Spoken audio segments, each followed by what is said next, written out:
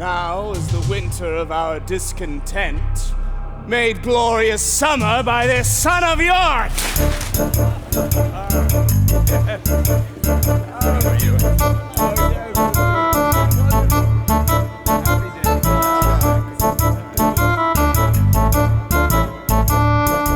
Once more we sit in England's royal throne, repurchased with the blood of enemies.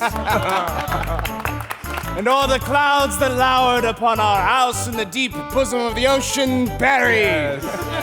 Now are our brows bound with victorious wreaths, our bruised arms hung up for monuments, our stern alarms changed to merry meetings, our dreadful marches to delightful measures. Grim-visaged war hath smoothed his wrinkled front, and now instead of mounting barbed steeds that fright the souls of fearful adversaries, he capers nimbly in a lady's chamber to the lascivious pleasing of a lute. Come hither, Bess, and let me kiss my boy.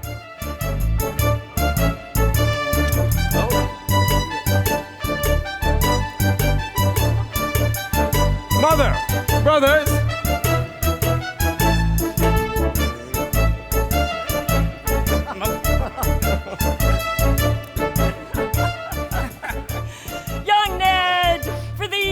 uncles and thy father have in their armors watched the winter's night, went all afoot in summer's scalding heat, that thou mightst repossess the crown in peace, and of their labors thou shalt reap the gain.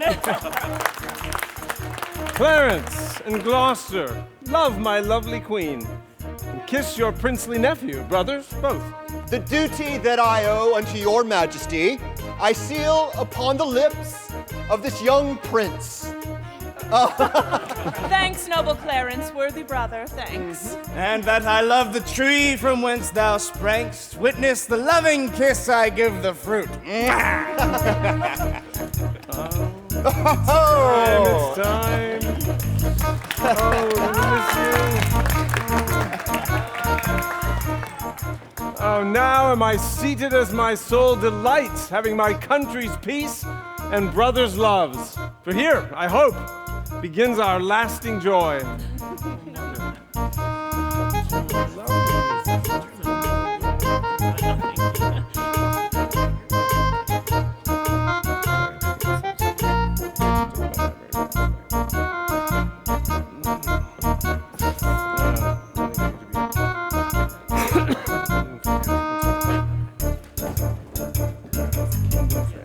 Brother! Sister.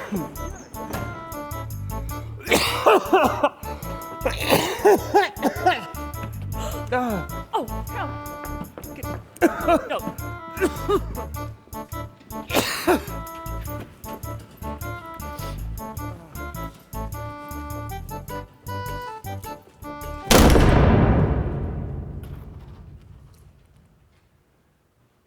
But I, that am not shaped for sportive tricks, nor made to court an amorous looking-glass, why, I that am rudely stamped and black love's majesty to strut before a wanton ambling nymph, I that am curtailed of this fair proportion, cheated of feature by dissembling nature, deformed, unfinished, sent before my time into this breathing world, scarce half made up, and that so lamely and unfashionable that dogs bark at me as I halt by them. Why, I, in this weak, piping time of peace, have no delight to pass away the time, unless to spy my shadow in the sun and descant on mine own deformity. And therefore, since I cannot prove a lover to entertain these fair, well-spoken days, I am determined to prove a villain and make my heaven to dream upon the crown. And yet I know not how to get the crown, for many lives stand between me and home. But I, like one lost in a thorny wood that rents the thorns and is rent with the thorns, seeking a way and straying from the way, not knowing how to find the open air, but toiling desperately to find it out, torment myself to catch the English crown. And from that torment I will free myself, or hew my way out with a bloody axe. Why, I can smile and murder whiles I smile, and wet my cheeks with artificial tears, and frame my face to all occasions. Can I do this, and cannot get a crown? Tut, were it farther off, I'll pluck it down.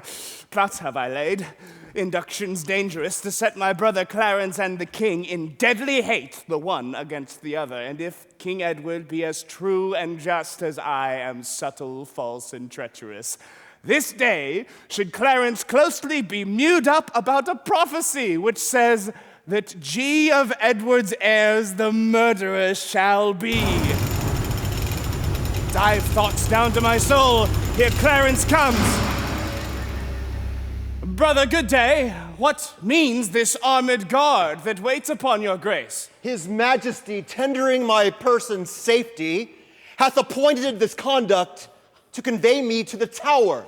Upon what cause? Because my name is George. Alack, my lord, that fault is none of yours. He should for that commit your godfathers. But what's the matter, Clarence? May I know? He hearkens after prophecies and dreams, and says a wizard told him that by G his issue disinherited should be, and because my name of George begins with G, it follows in his thought that I am he. Why, this it is when men are ruled by women. 'Tis not the king that sends thee to the Tower, Clarence. Elizabeth, his queen, Clarence. 'Tis she that tempts him to this harsh extremity. Was it not she and her brother, Lord Rivers? We are not safe, brother. We are not safe. I beseech your graces both to pardon me. His Majesty hath straitly given in charge that no man shall have private conference. We speak no treason, Radcliffe. We say the king is fair and virtuous, and his noble queen, well struck in years, lovely, not jealous. I do beseech your grace to pardon me, and withal forbear your conference with the noble duke. We know thy charge, Ratcliffe, and will obey. We are the queen's abjects, and must obey. Brother, farewell. I will unto the king. Meantime, this deep disgrace in brotherhood touches me deeper than you can imagine. I know. It pleaseth neither of us well. Well, your imprisonment shall not be long. Meantime, have patience. I must perforce. Farewell.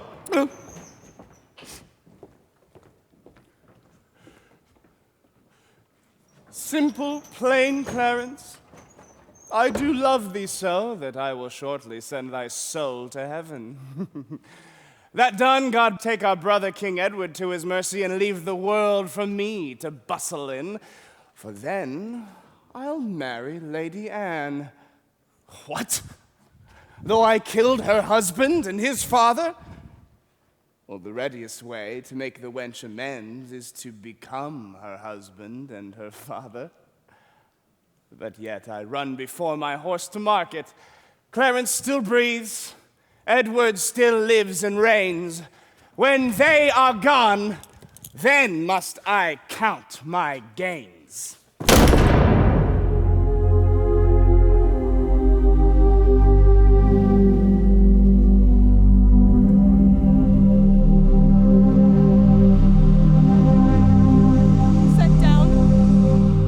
Set down your honorable load, and still as you are weary of this weight, rest you, whilst I lament my husband Edward's corpse, whilst I a while lament the pale, cold ashes of the house of Lancaster.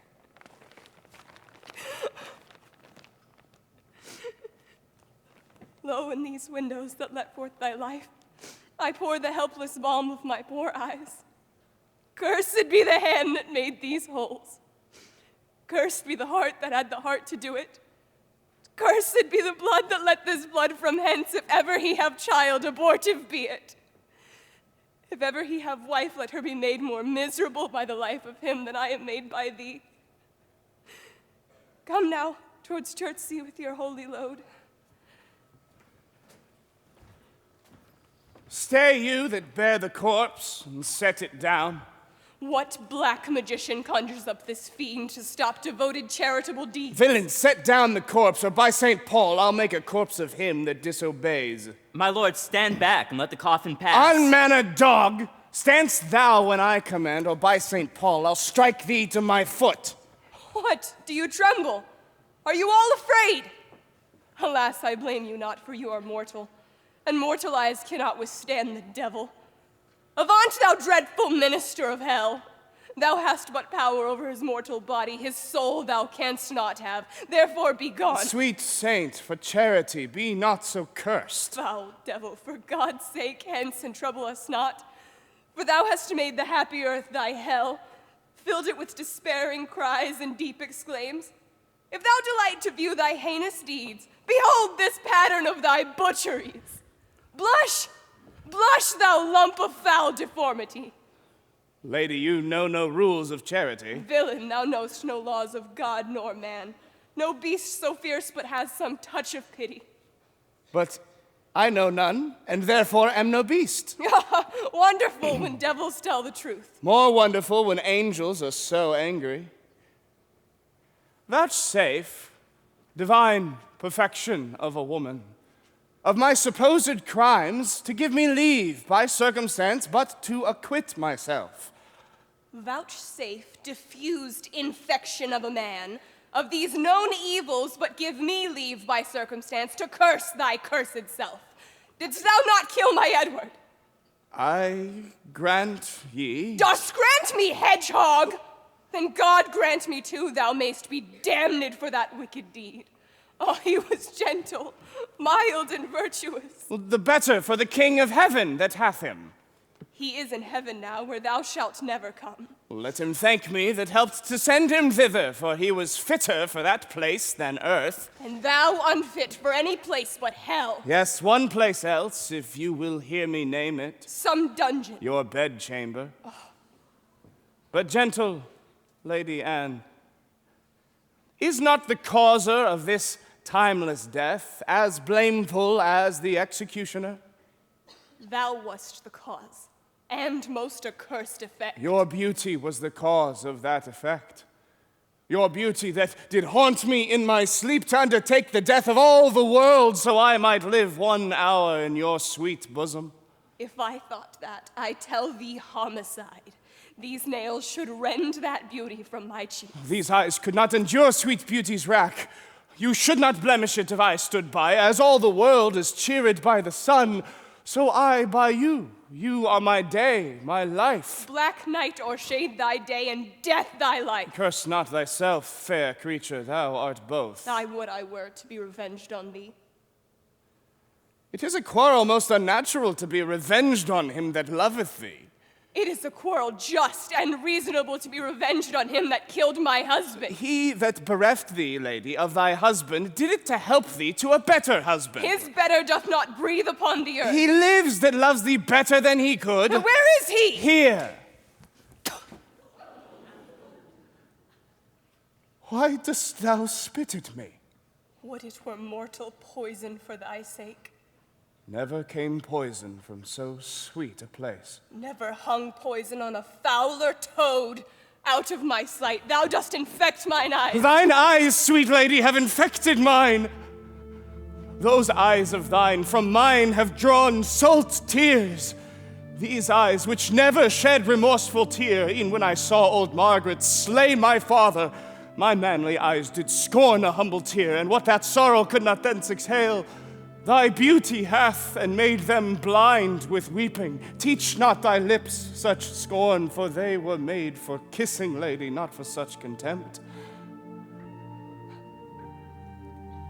If thy revengeful heart cannot forgive, lo here, I lend thee this sharp-pointed blade, which if you please, to hide in this true breast and let the soul forth, that adoreth thee, I lay it naked to the deadly stroke, and humbly beg the death upon my knee.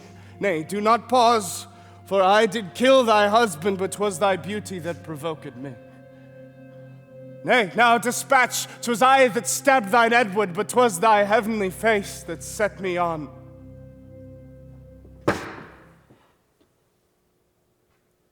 Take up the blade again, or take up me. Arise, dissembler. Though I wish thy death, I'll not be the executioner. Then bid me kill myself, and I will do it. I have already. That was in thy rage. Speak it again, and even with the word, this hand which for thy love did kill thy love, shall for thy love kill a far truer love. I would I knew thy heart. 'Tis figured in my tongue. I fear me both are false. Then never man was true. Well. Put up your sword. But shall I live in hope? All men, I hope, live so. Vouchsafe to wear this ring. To take is not to give. Look how my ring encompasseth thy finger, and so thy breast encloseth my poor heart. Wear both of them, for both of them are thine. And if thy poor devoted servant may but beg one favor at thy gracious hand, thou dost confirm his happiness forever. What is it? That it may please thee leave these sad designs to him that hath more cause to be a mourner, and presently repair you to your chambers, where, after I have solemnly interred at Chertsey Monastery this noble lord, and wet his grave with my repentant tears, I will with all expedient duty see you. I beseech you, grant me this one wish. With all my heart. And much it joys me, too, to see you become so penitent. Bid me farewell. 'Tis more than you deserve. But since you teach me how to flatter you, imagine I have said farewell already. Friends, take up the corpse. Towards Chertsey. No. To the pauper's field. There attend my coming.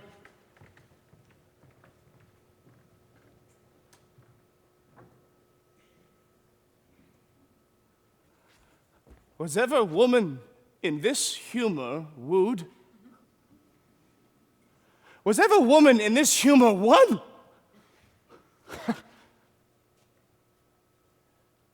I'll have her, but I will not keep her long. What?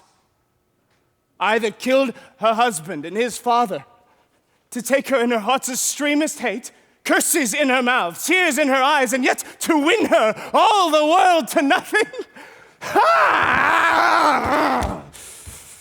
Hath she forgot already her lovely husband, her Edward, her lord whom I stabbed in my angry mood at Tewkesbury? And will she yet abase her eyes on me? Miserable thought, and more unlikely to accomplish than 20 golden crowns. Why, love forswore me in my mother's womb, and did corrupt frail nature with some bribe to shrink mine arm up like a withered shrub, to shape my legs of an unequal size, to disproportion me in every part like to a chaos or an unlicked bear whelp. And am I yet a man to be beloved? I do mistake my person all this while. Upon my life, she finds, although I cannot, myself to be a marvelous proper man. Albeit charges for a looking glass, and entertain some score or two of tailors to study fashions to adorn my body. Since I am crept in favor with myself, I will maintain it with some little cost. But first I'll turn yon fellow in his grave, and then return, lamenting to my love. Shine out, fair sun, till I have bought a glass, that I may see my shadow as I pass.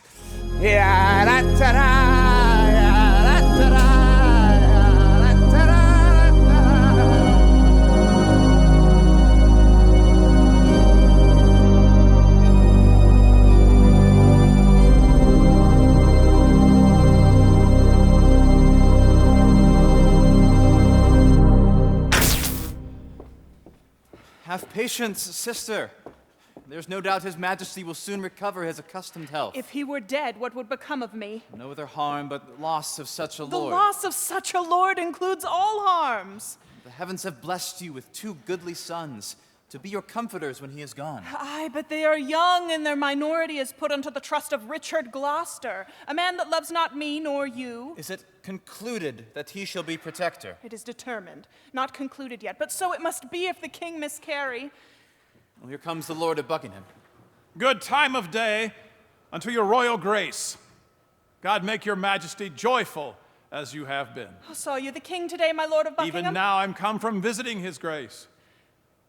Madam, good hope.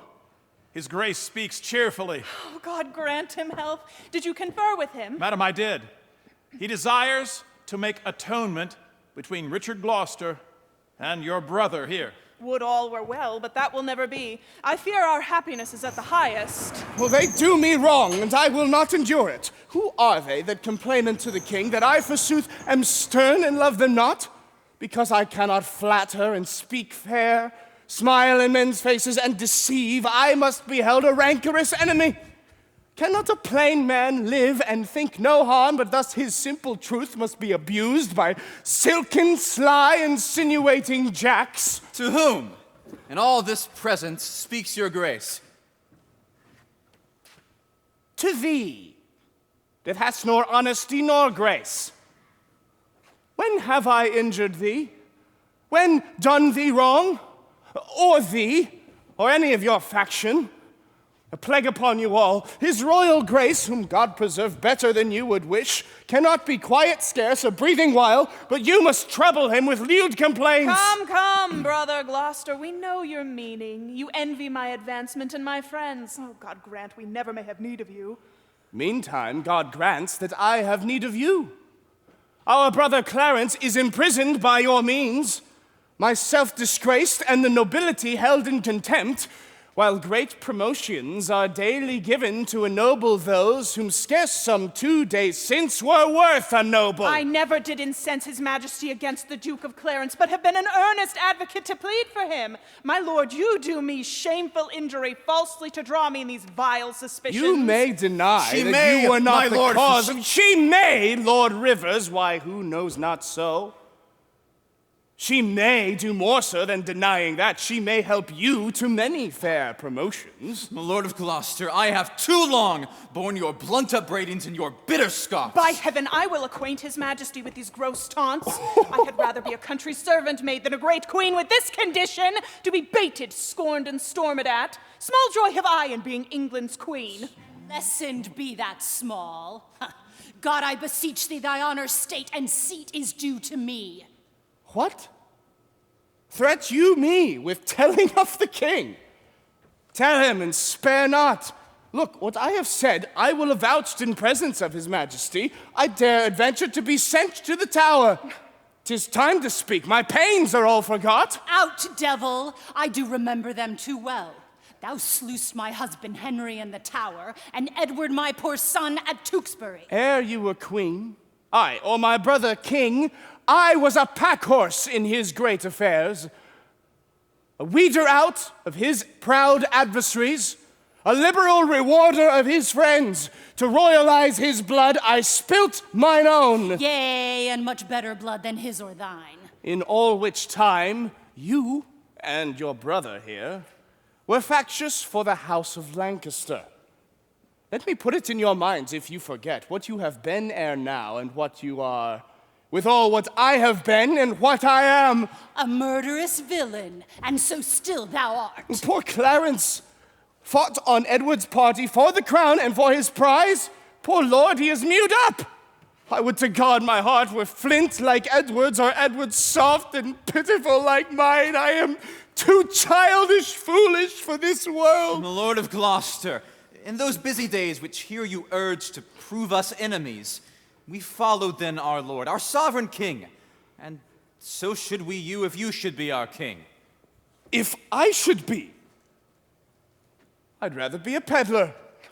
Far be it from my heart the thought thereof. Oh, as little joy, my lord, as you suppose you should enjoy were you this country's king, as little joy you suppose in me that I enjoy being the queen thereof. A little joy enjoys the queen thereof, for I was queen and altogether joyless. I can no longer hold me patient. Hear me, you wrangling pirates that fall out in sharing that which you have stolen from me. Which of you trembles not that looks on me? If not that I, being queen, you bow like subjects, yet that by you deposed, you quake like rebels. Ah, gentle villain, do not turn away. Foul wrinkled witch, what makest thou in my sight? Wert thou not banished on pain of death? I was, but I do find more pain in banishment than death can yield me here by my abode. A husband and a son thou owest to me, and now a kingdom, all of you allegiance. The sorrow that I have by right is yours, and all the pleasures you usurp are mine. The curse my noble father laid on thee when thou didst crown his warlike brows with paper, and with thy scorns drewst rivers from his eyes, and then to drive him gave the duke a clout steeped in the blood of my young faultless brother Rutland. His curses then are all fallen upon thee, and God, not we, have plagued thy bloody deed. So just is God to right the innocent? Well, 'twas the foulest deed to slay that babe, and the most merciless that e'er was heard of. Tyrants themselves wept when it was reported. No man but prophesied revenge for it. What? Were you snarling all before I came, ready to catch each other by the throat, and turn you all your hatred now on me? Did York's dread curse prevail so much with heaven that Henry's death and my lovely Edward's death, their kingdom's loss, my woeful banishment, should all but answer for that peevish brat?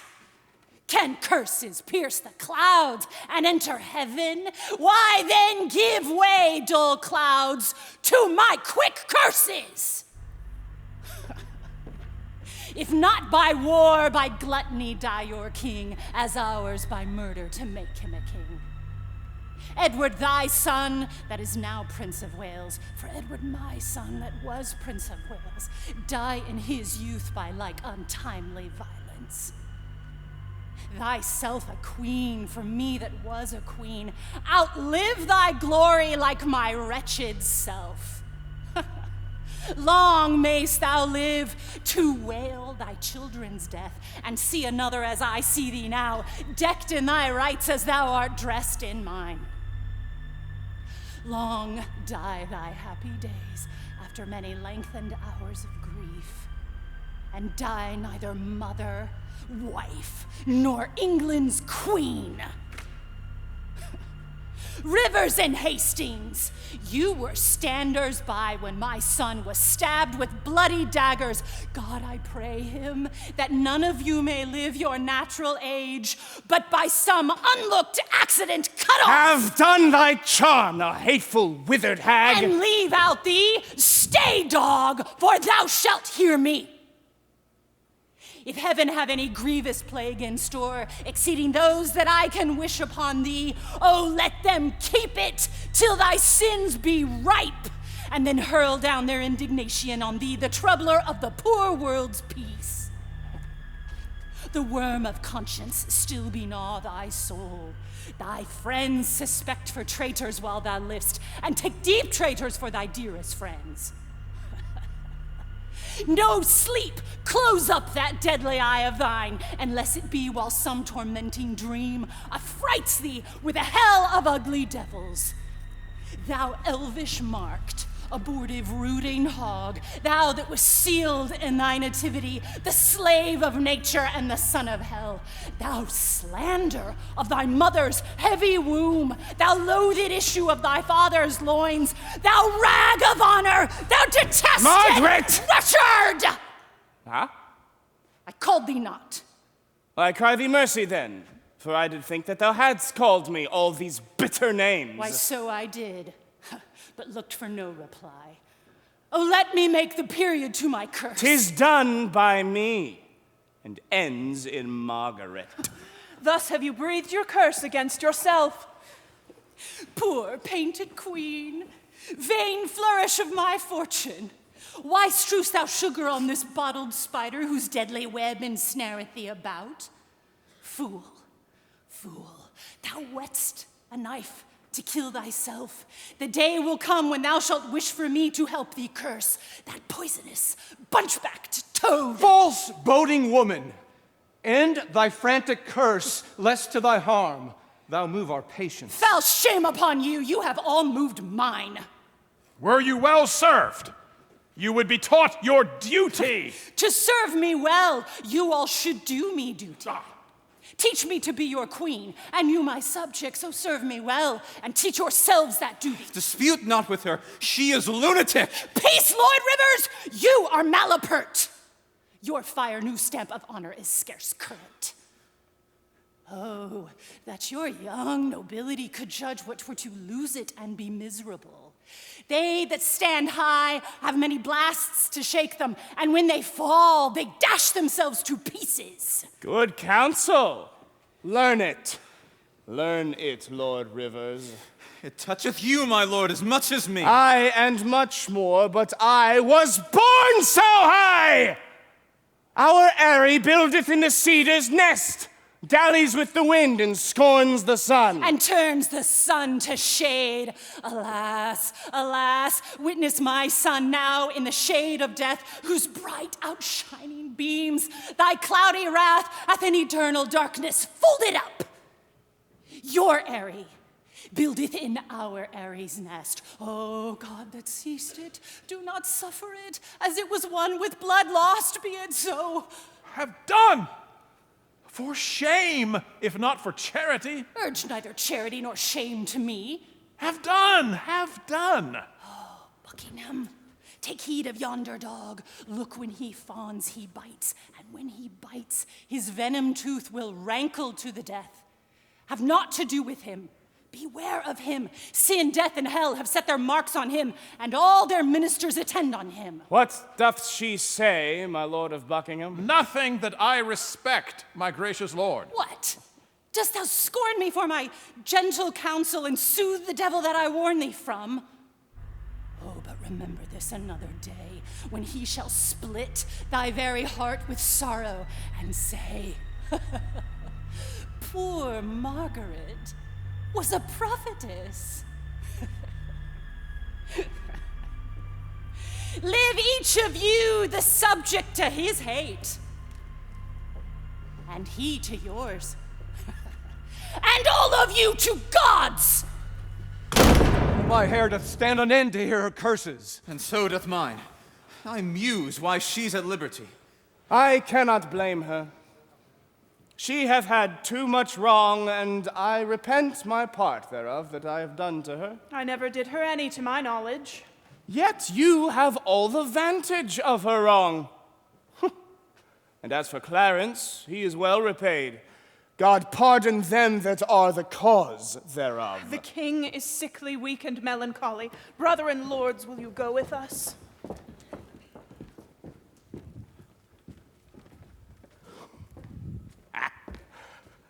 I do the wrong and first begin to brawl. The secret mischiefs that I set abroach, I lay into the grievous charge of others. Clarence, whom I indeed have cast in darkness, I do beweep to many simple goals, namely to Hastings and to Buckingham, and tell them 'tis the queen and her allies that stir the king against the duke my brother. Now they believe it, and withal whet me to be revenged on Lord Rivers. But then I sigh and say that God bids us do good for evil, and thus I clothe my naked villainy with old odd ends, stolen out of holy writ, and seem a saint, when most I play the devil. Soft, here come my executioners. Are you now going to dispatch this thing. We are, my lord, and come to have the warrant that we may be admitted where he is. Well thought upon. I have it here about me. But, sirs, be sudden in the execution, for Clarence is well-spoken, and perhaps may move your hearts to pity if you mark him. We got to use our hands, not our tongues. I like you, lads. About your business straight. Go! Go, dispatch! We will run over, lord.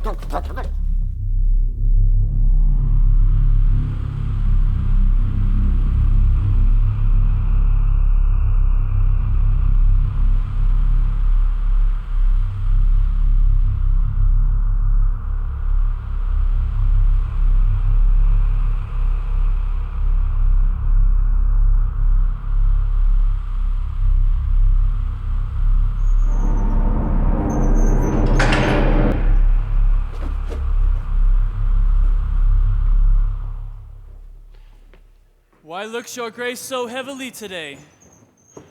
Oh, I have passed a miserable night.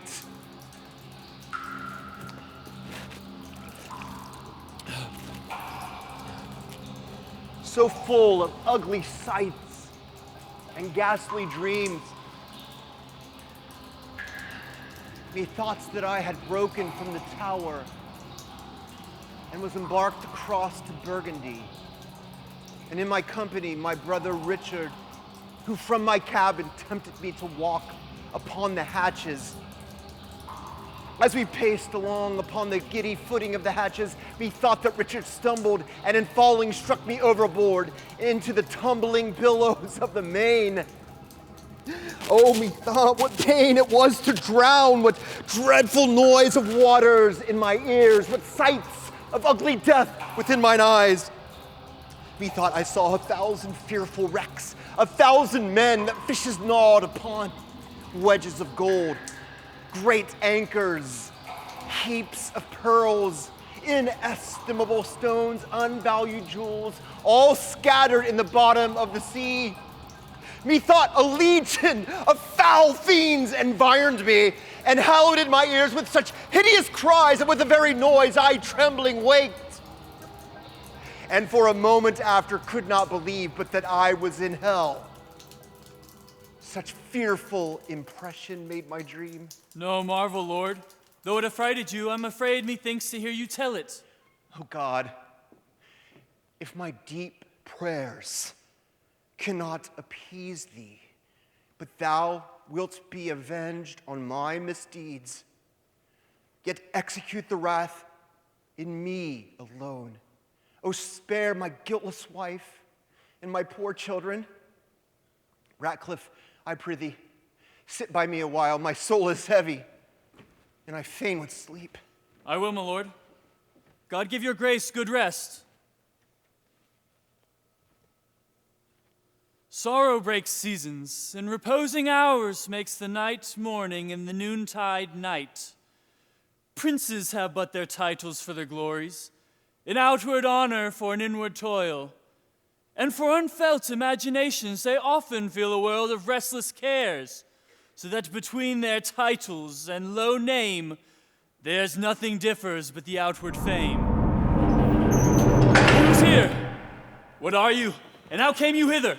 I would speak with Clarence, and I came hither on my legs. Yea, are you so brief? Oh, sir, 'tis better to be brief than tedious. Let him see our commission, and talk no more. I am in this. Commanded to deliver the noble Duke of Clarence to your hands? There lies the Duke asleep, and there the keys. I'll to the king, and signify to him that thus I've resigned to you my charge. Do so, 'tis a point of wisdom. Fare you well. What? Shall we stab him as he sleeps? No, he'll say 'twas done cowardly when he awakes. Well, he shall never wake until that great judgment day. Why, then he'll say we stabbed him sleeping. The urging of that word judgment hath brought a kind of remorse in me. What? Art thou afraid? Not to kill him, having a warrant, but to be damned for killing him, from which no warrant can defend me. I thought thou hadst been resolute. And so I am, to let him live. I'll off to the Duke of Gloucester and tell him so. Nay, I prithee stay a little. Some certain dregs of conscience are yet within me. Remember our reward when the deed's done. Come, he dies. I had forgot the reward. Where's thy conscience now? Ha! In the Duke of Gloucester's purse.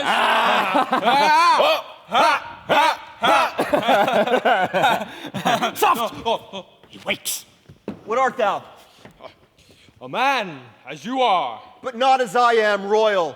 Nor you as we are, loyal. Thy voice is thunder, but thy looks are humble. Wherefore do you come? Hither sent you. My looks are now my own, my voice the king's. And what is your duty? To murder me? Aye. You scarcely have the hearts to tell me so, and therefore cannot have the hearts to do it. Wherein, my friends, have I offended you? Offended us you have not, but King Edward. I shall be reconciled to him again. Never, my lord, therefore prepare to die. What is my offense? Where is the evidence that doth accuse me? I charge you, as you hope to have redemption by Christ's dear blood shed for our grievous sins, that you depart and lay no hands on me. The deed you undertake is damnable. What we will do, we do upon command. And he that hath commanded is our king. Erroneous vassals, the great king of kings hath in the table of his law commanded that thou shalt do no murder. Why would you spurn his edict and fulfill a man's? Take heed, for he holds vengeance in his hand to hurl upon their heads that break his law. If you do love King Edward, hate not me. I am his brother, and I love him well. If you be hired for pay, go back to him. I will send you to my brother Richard, who shall reward you better for my life than Edward will for tidings of my death. You are deceived. Your brother Richard hates you. Oh no, he loves me. And he holds me dear. Go you to him, tell him. He will weep. Thou deceivest thyself. 'Tis he that sent us hither now to slaughter thee. It cannot be. For he bewept my going, and hugged me in his arms, and swore with sobs that he would labor my delivery. Why, so he doth, when he delivers you from this world's slavery to the joys of heaven. Make peace with God, for you must die, my lord. Have you that holy feeling in your souls to counsel me to make my peace with God? And are you yet to your own soul so blind that you would war with God by murdering me? Oh, sirs, consider, he that sets you on to do this deed shall hate you for the deed. What shall we do? Relent and save your souls. Relent? No, 'tis cowardly. Not to relent is beastly, my friend. I spy some pity in thy looks. Come thou on my side and entreat for me, as you would beg were you in my distress. Look behind you, my lord! Take that and that! And if all this will not do, I'll drown you!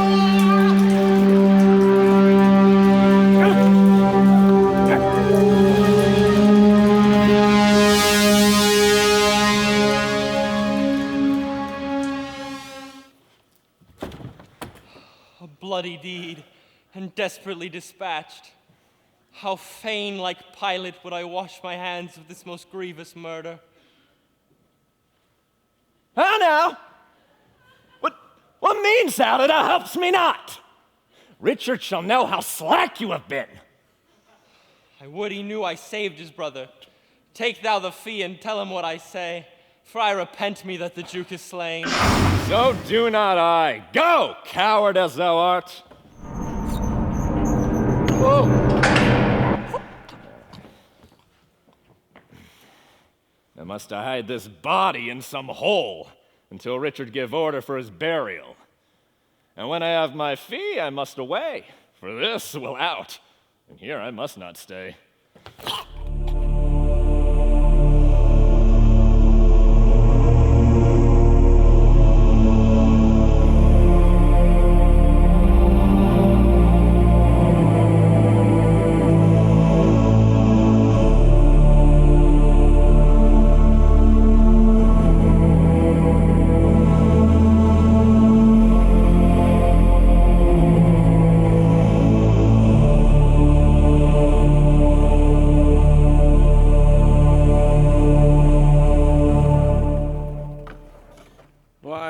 So now have I done a good day's work. You peers, continue this united league. I, every day, expect an embassage from my Redeemer to redeem me hence. And now in peace my soul shall part to heaven, since I have made my friends at peace on earth. Rivers and Hastings, take each other's hand. Dissemble not your hatred, swear your love.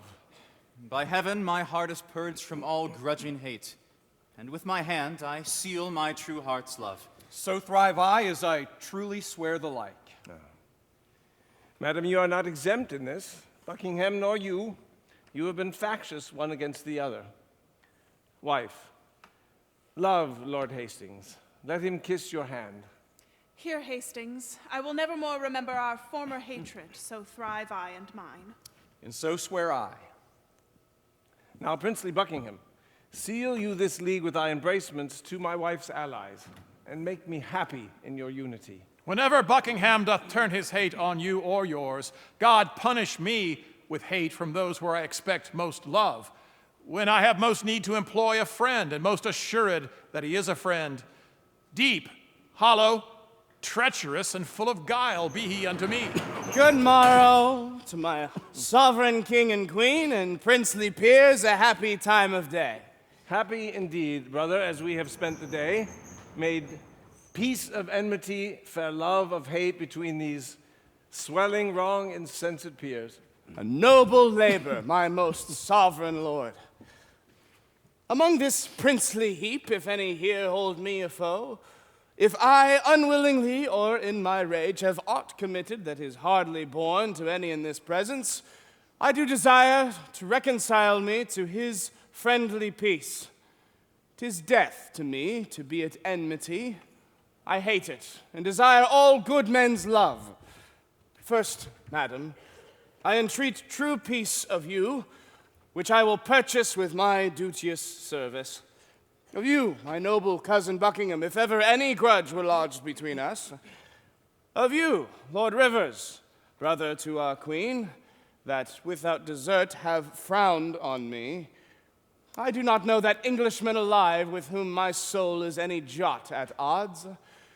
I thank my God for my humility. A holy day shall this be kept hereafter. I would to God all strifes were settled so. My sovereign lord, I do beseech your highness to bring your brother Clarence to your grace. Why, madam, have I offered love for this? To be so flouted in this royal presence, who knows not that the gentle duke is dead? You do him injury to scorn his corpse? Who knows not he is dead? Who knows he is? All-seeing heaven, what a world is this? Is Clarence dead? The order was reversed. But he, poor soul, by your first order died. Oh, my brother killed no man. His fault was thought, and yet his punishment was cruel death. Who sued to me for him? Who in my wrath kneeled at my feet and bade me be advised? Who spoke of brotherhood? Who spoke of love? Who told me, when we both lay in the field, frozen almost to death, how he did wrap me even in his own garments, and gave himself all thin and naked to the numb, cold night? All this from my remembrance, brutish wrath, sinfully plucked, and not a man of you had so much grace to put it in my mind. Oh, God, I fear thy justice will take hold on me, and you, and mine, and yours for this. Oh, Hastings, help me to my closet. Oh, poor Clarence.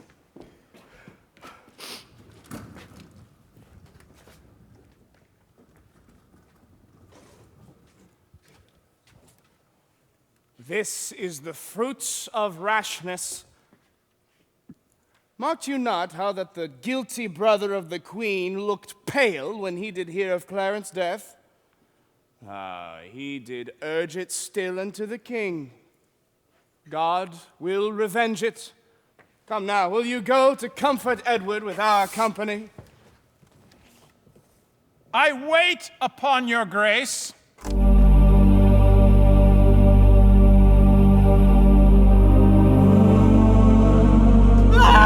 Who shall hinder me to wail and weep, to chide my fortune and torment myself? I'll join my soul with black despair and to myself become an enemy. Oh, what means this scene of rude impatience? Edward, my lord, your son, our king, is dead. Why grow the branches when the root is gone? Why wither not the leaves that want their sap? If you will live, lament. If die, be brief. Was never mother had so dear a loss. Alas on me.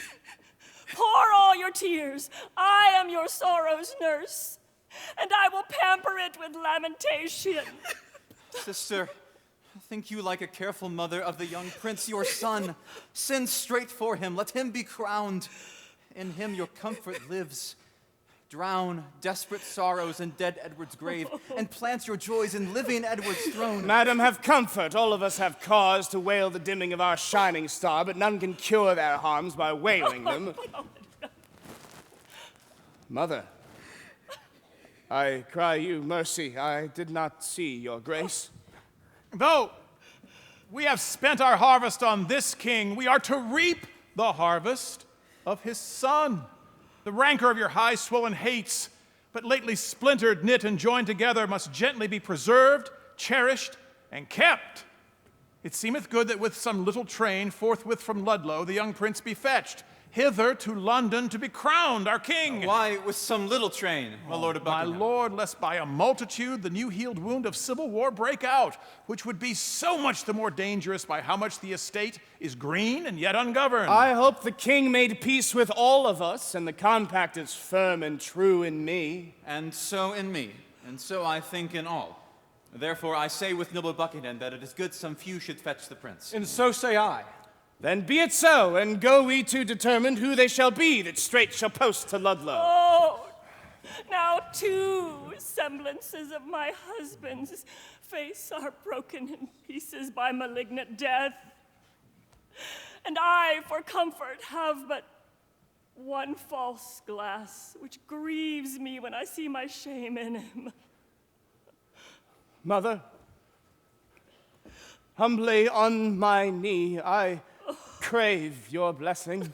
God bless thee. Oh. And put meekness in thy mind. Love charity, obedience, and true duty. Amen, and make me die a good old man.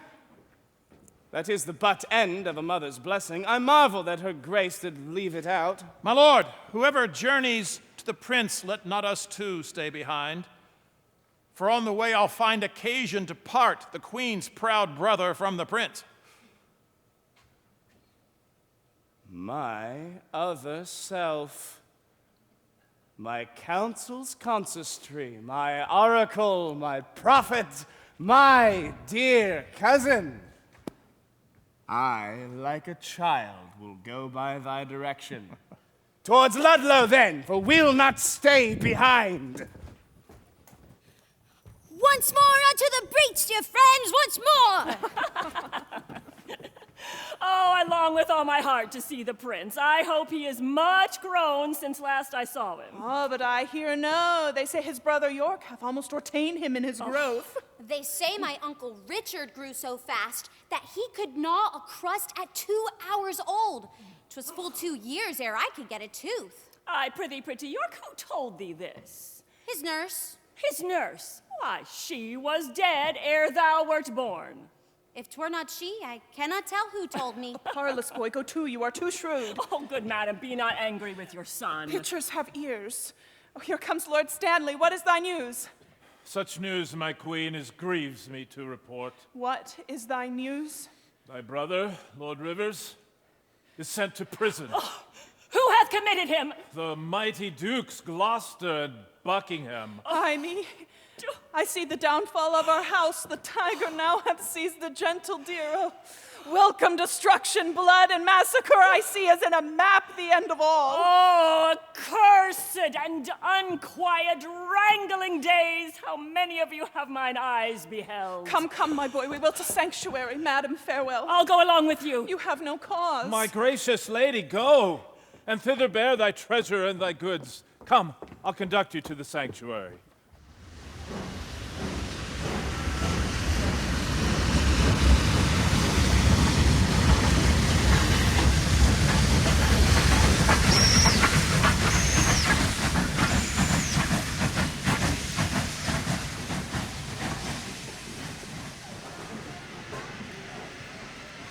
Oh, welcome, sweet prince, to London. Welcome, dear nephew. I lack more uncles here to welcome me. Sweet prince, the untainted virtue of your years hath not yet dived into the world's deceit. Those uncles which you lack were dangerous.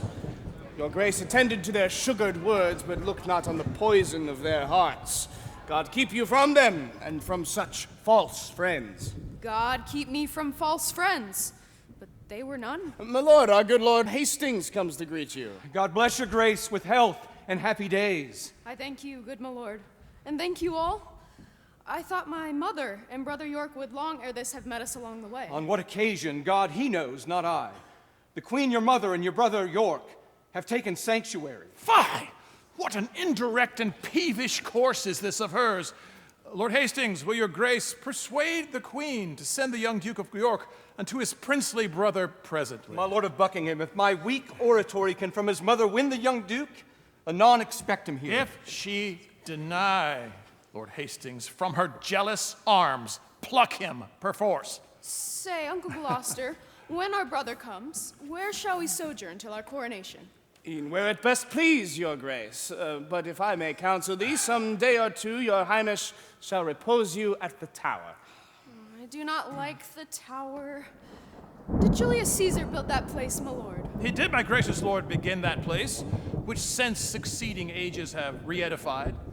That Julius Caesar was a famous man, for now he lives in fame, though not in life. I'll tell you what, my lord Buckingham. What, my gracious prince? If I live until I be a man, I'll win our ancient right in France again, or die a soldier as I lived a king. So wise, so young, they say, do ne'er live long. Oh, now in good time, here comes the Duke of York. How fares our nephew, noble Prince of York? I thank you, gentle uncle. Oh, my lord, you said idle weeds are fast in growth? The prince, my brother, hath outgrown me far. He hath, my lord. And therefore is he idle? My fair nephew, I must not say so. Then is he more beholding to you than I? Oh, he may command me as my sovereign, but you have power in me, my little nephew. I would that I might thank you as you call me. How? Little. My brother York will still be cross and talk. Your grace knows how to bear with me. You mean to bear me, not to bear with me. Uncle, my brother mocks both you and me. He thinks 'cause I am little like an ape that you should bear me on your shoulders. With what a sharp provided wit he reasons. So cunning and so young is wonderful. My lord, will't please you pass along? Myself and my good cousin Buckingham will to your mother to entreat of her to meet you at the Tower. What, will you to the Tower, brother? Our uncle, Lord Protector, would have it so. I shall not sleep in quiet at the Tower. Why? What should you fear? My Uncle Clarence, angry ghost. My grandam told me he was murdered there. I fear no uncle's dead. Nor none that live, I hope. And if they live, I hope I need not fear. But come, my lord, and with a heavy heart, thinking on them, go we to the Tower. Think you, my lord, this little prating prince was not incensed by his subtle mother to mock and scorn you thus? No doubt, no doubt. He is all the mothers from top to toe. Well, let them rest. Come hither, Catesby. What thinkst thou? Is it not an easy matter to make William Lord Hastings of our mind for the installment of this noble duke to the royal seat of this famous isle? He, for his late king's sake, so loves the young prince that he will not be one to ought against him. What thinks thou of Stanley? What will he? He will do all in all as Hastings doth. Now, go, gentle Catesby, and as it were far off, sound thou Lord Hastings how he doth stand affected to our purpose, and summon him tomorrow to the Tower to speak about the coronation. Commend me to Lord Hastings. Tell him, Catesby, that his adversary, the Queen's brother Rivers, tomorrow is let blood at Pomfret Castle. Good Catesby, go, effect this business soundly. My good lords both, with all the heed I can. Now, my lord, what shall we do if we perceive Lord Hastings will not yield to our plans? Chop off his head, man. And look, when I am king, claim thou of me the earldom of Hereford, and all the movables whereof the king my brother was possessed. I'll claim that promise from your grace's hand. Look to have it yielded with all willingness. Come, let's to supper.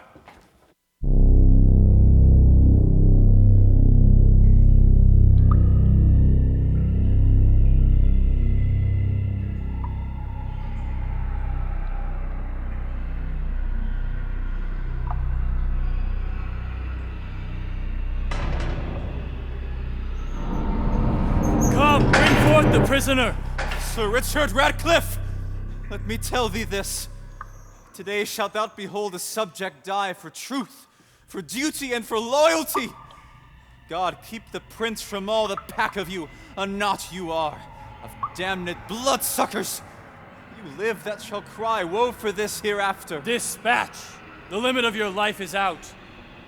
Oh, Pomfret, Pomfret, oh, thou bloody prison, fatal and ominous to noble peers. Within the guilty closure of thy walls, Richard II here was hacked to death. And for more slander to thy dismal seat, I give thee up my guiltless blood to drink. Now Margaret's curse is fallen upon my head for standing by when Richard stabbed her son. Then curse she Hastings, then curse she Buckingham, then curse she Richard. Oh, remember, God, to hear her prayers for them as now for me. And for my sister and her princely sons, be satisfied, dear God, with my true blood, which, as thou knowest, unjustly must be spilt. Make haste. The hour of death is expiate. Farewell, until we meet again in heaven.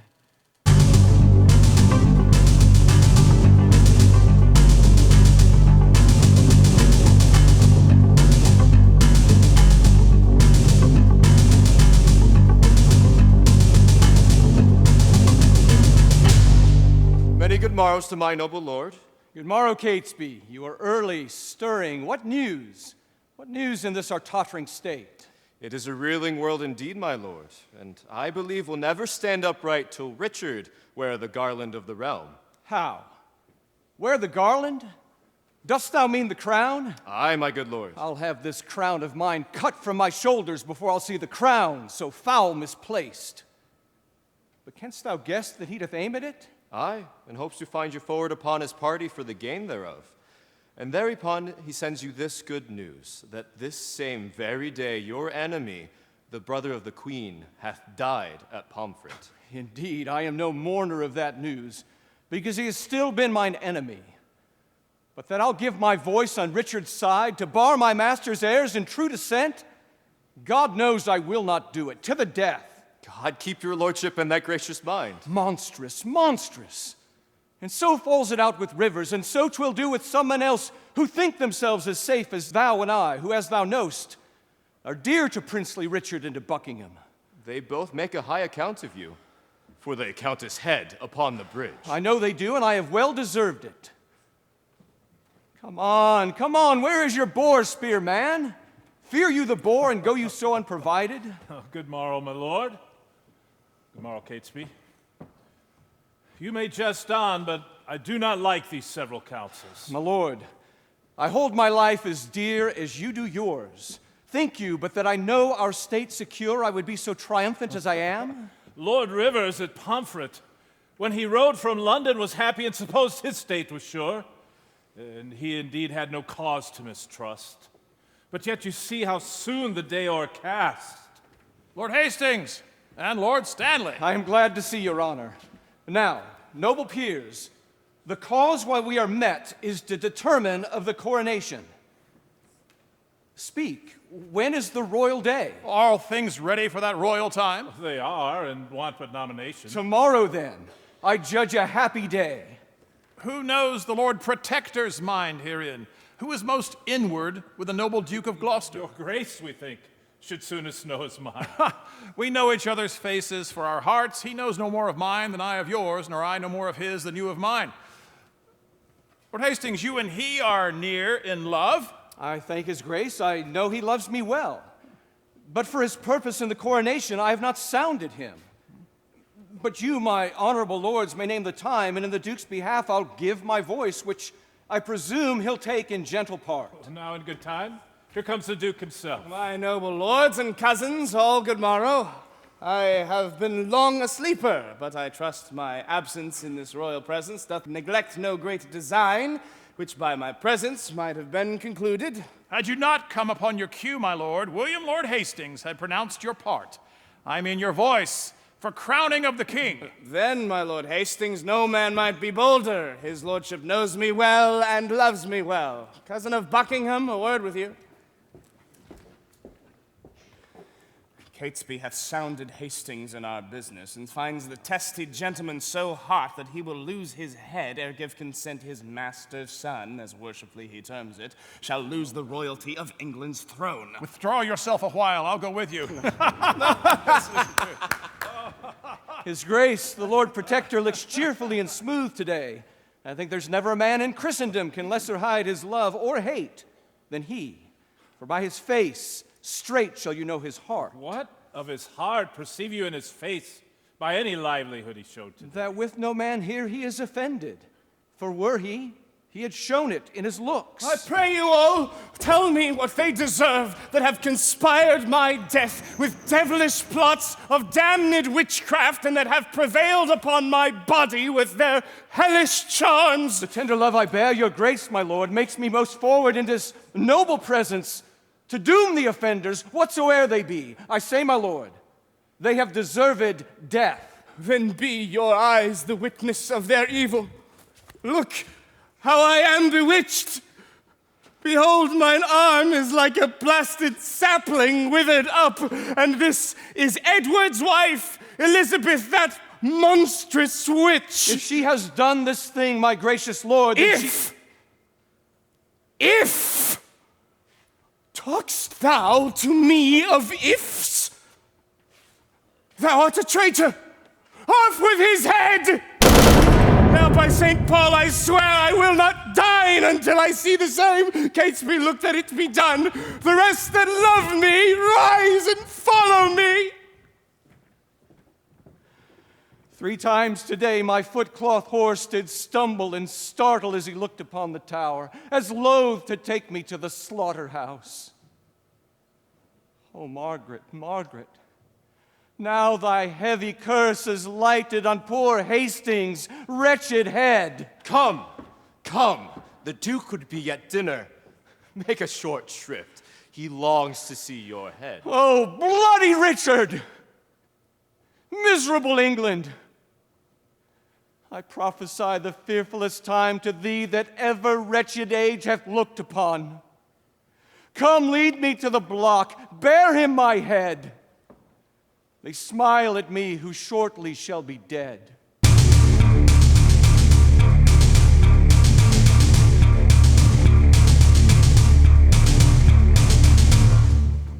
Now, good Bishop of Ely, the reason we have sent is to speak of that ignoble traitor, the dangerous and unsuspected Hastings. So dear, I loved the man that I must weep. I took him for the plainest, harmless creature that breathed upon this earth, a Christian. Well, he was the covertest, sheltered traitor that ever lived. Would you imagine the subtle traitor this day had plotted in the council house to murder me and my good Lord of Gloucester? What, had he done so? What? Think you we are pagan infidels?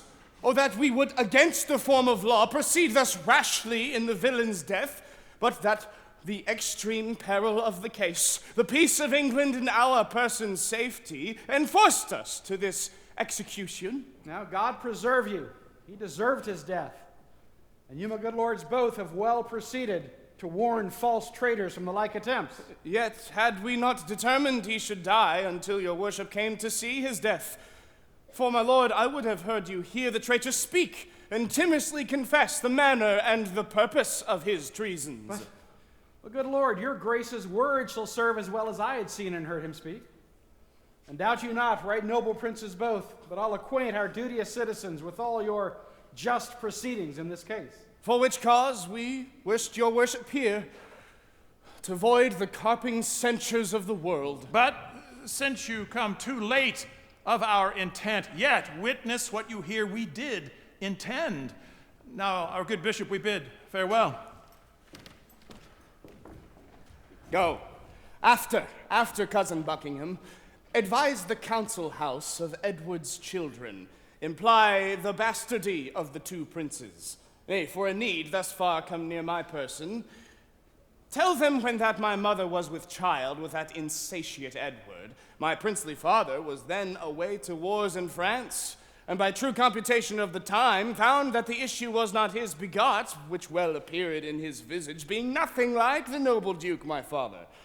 Yet touch this sparingly, as 'twere far off, because, my lord, you know my mother lives. Fear not, my lord, I'll play the orator, as if the golden fee for which I plead were for myself. I go toward 3 or 4 o'clock, look for the news.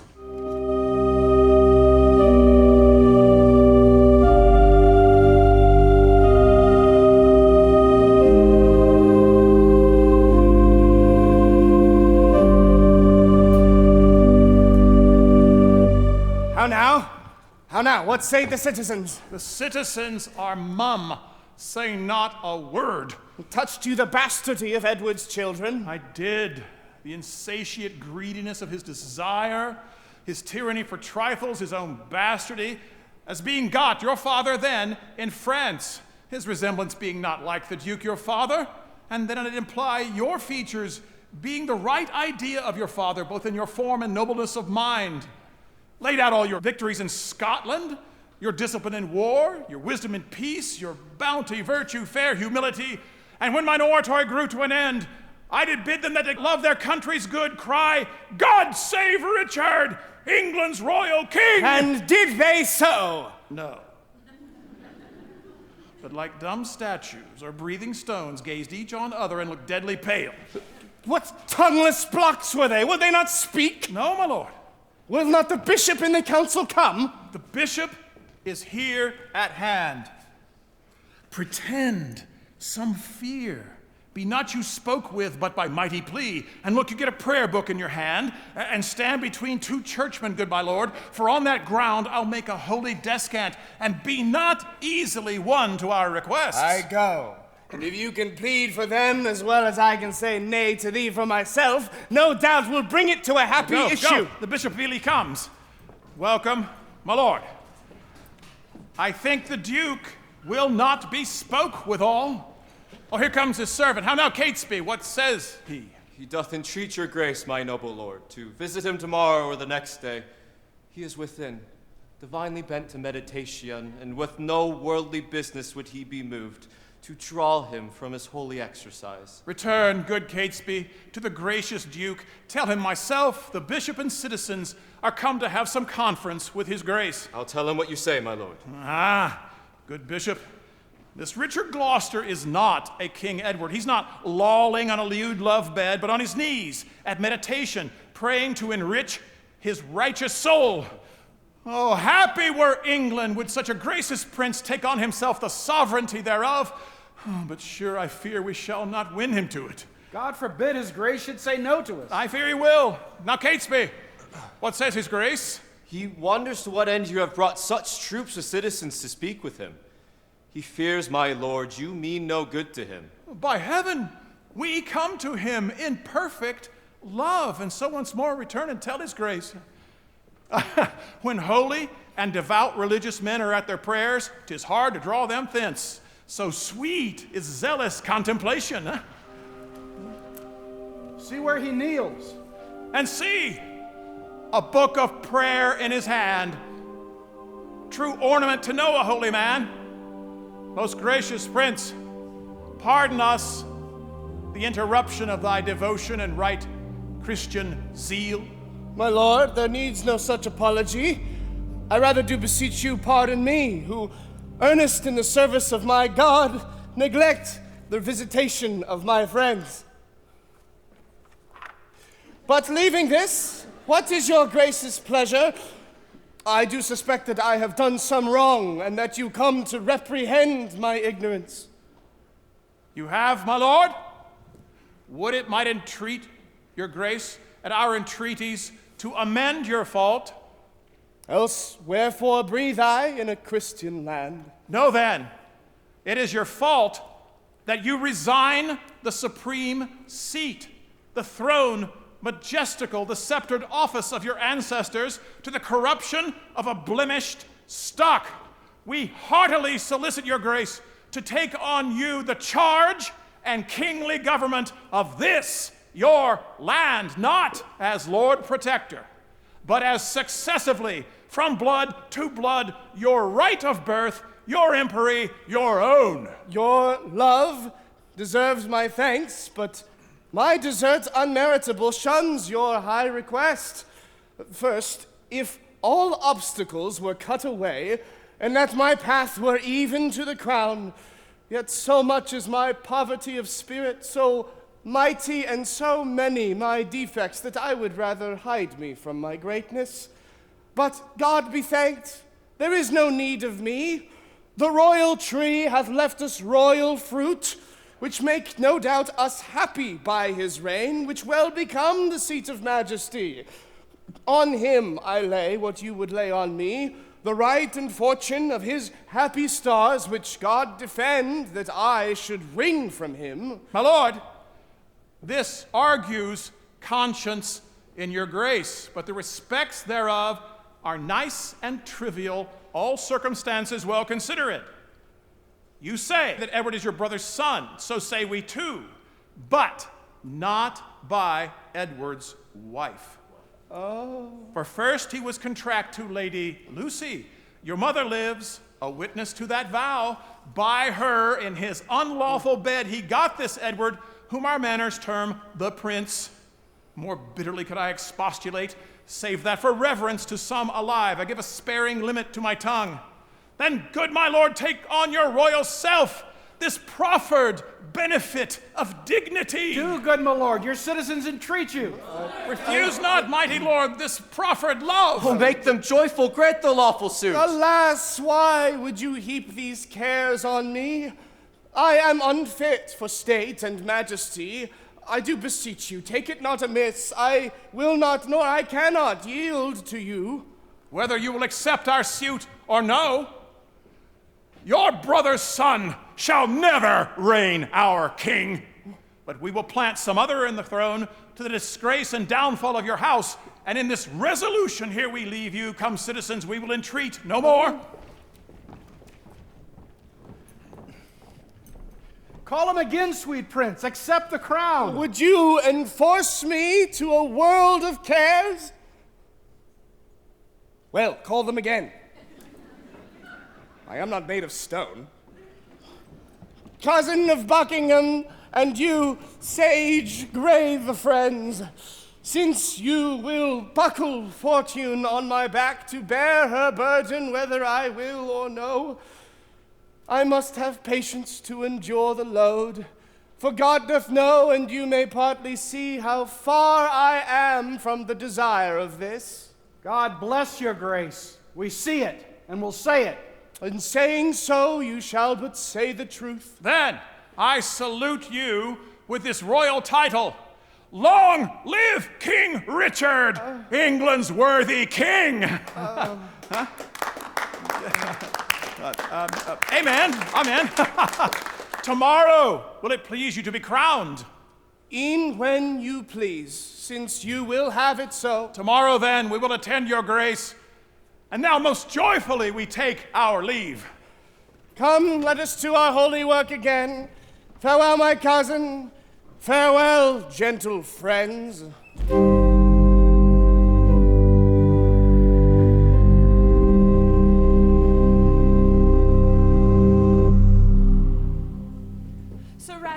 pray you by your leave, how doth the prince and my young son of York? Right well, dear madam. By your patience, I may not suffer you to visit them. The king hath strictly charged the contrary. The king, who's that? I cry you mercy. I mean the Lord Protector. The Lord protect him from that kingly title. Hath he set bounds between their love and me? I am their mother, who should keep me from them? And I am their father's mother, and I will see them. Their aunt I am in law, in love their mother. Bring me to their sights, I'll bear thy blame. No, madam, no. I may not leave it so. I am bound by oath, and therefore pardon me. Come, madam. You must straight to Westminster, there to be crowned Richard's royal queen. Oh, cut my lace asunder, that my pent heart may have some scope to beat. Spiteful tidings, oh, most unpleasing news. Oh, my accursed womb, the bed of death. A cockatrice hast thou hatched to the world, whose unavoided eye is murderous. Come, madam, come. I in all haste was sent. And I in all unwillingness will go. Oh, would to God that the inclusive verge of golden metal that must round my brow were red-hot steel to sear me to the brain. Anointed let me be with deadly venom and die ere men can say, God save the queen. Go. Go, poor soul, I envy not thy glory to feed my humor. Wish thyself no harm. No. Why? When he that is my husband now came to me as I followed my Edward's corpse, this was my wish.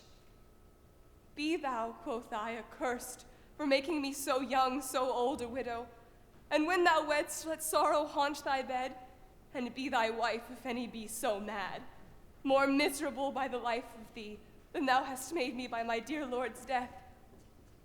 Though ere I can repeat this curse again in so small a time, my woman's heart grossly grew captive to his honey words and proved the subject of mine own soul's curse, which ever since hath kept mine eyes from sleeping, for never yet 1 hour in his bed have I enjoyed the golden dew of sleep, but have been waked by his terrible dream. Oh, poor heart. No more than with my soul I mourn for yours. Farewell, thou woeful welcomer of glory. Adieu, poor soul that takes thy leave of it. Go thou to Richard, and good angels guard thee. Go thou to Richmond, and good fortune guide thee. And go thou to sanctuary, and good thoughts possess thee. I to my grave, where peace and rest lie with me. Stay, yet look back with me unto the tower. Oh, pity you, ancient stones, my tender babes, whom envy hath immured within your walls. Rough cradle for such little pretty ones. Rude, ragged nurse, old sullen playfellow for tender princes, use my babies well. So foolish sorrow bids your stones farewell.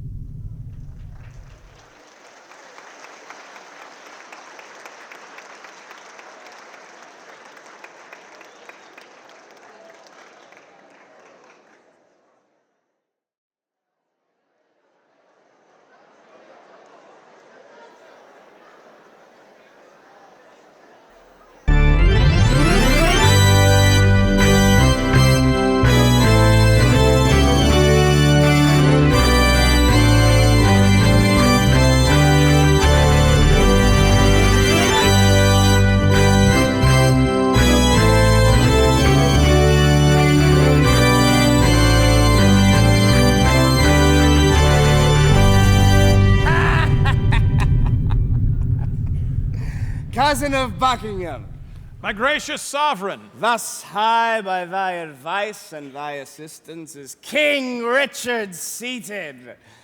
But shall we wear these honors for a day, or shall they last, and we rejoice in them? Still live they, and forever may they last. Ah, Buckingham. Now do I play the touch to try if thou be current gold indeed. Young Edward lives. Think now what I would say. Say on, my loving prince. Why, Buckingham, I say I would be king. And so you are, my thrice renowned lord. Huh? Am I king? 'Tis so, but the two young princes live. True, noble prince. Cousin, thou wast not wont to be so dull. Shall I be plain? I wish the bastards dead, and I would have it suddenly performed. What say'st thou now? Speak suddenly, be brief. Your grace may do your pleasure. Tut, tut, thou art all ice, thy kindness freezes. Say, have I thy consent that they shall die? Give me some breath, some little pause, dear lord, before I positively speak in this. I will resolve your grace immediately. The deep revolving, witty Buckingham no more shall be the neighbor to my counsels. Hath he held out with me so long untired, and stops he now for breath? Well, be it so. How now, Lord Stanley, what's the news? No, my loving lord, the Bishop of Ely, as I hear, is fled to Richmond. In the parts beyond the sea, there he abides.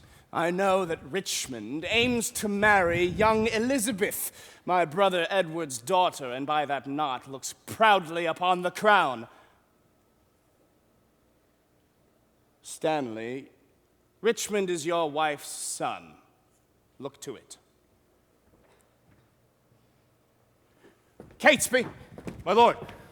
Darest thou resolve to kill a friend of mine? Aye, my lord, but I'd rather kill two enemies. Why, there thou hast it. Two deep enemies, foes to my rest and my sweet sleep's disturbers. Catesby, I mean those bastards in the tower. Let me have open means to come to them, and soon I'll rid you from the fear of them. Thou singst sweet music. Hark, come hither, Catesby, lend thine ear. Say it is done, and I will love thee and prefer thee for it. It is done, my gracious lord. And, Catesby, rumor it abroad that Anne, my wife, is sick and like to die.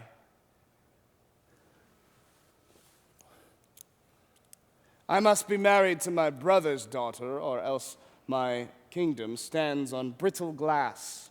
Murder her brothers and then marry her.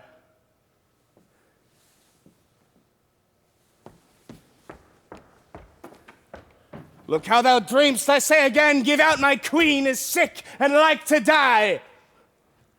About it!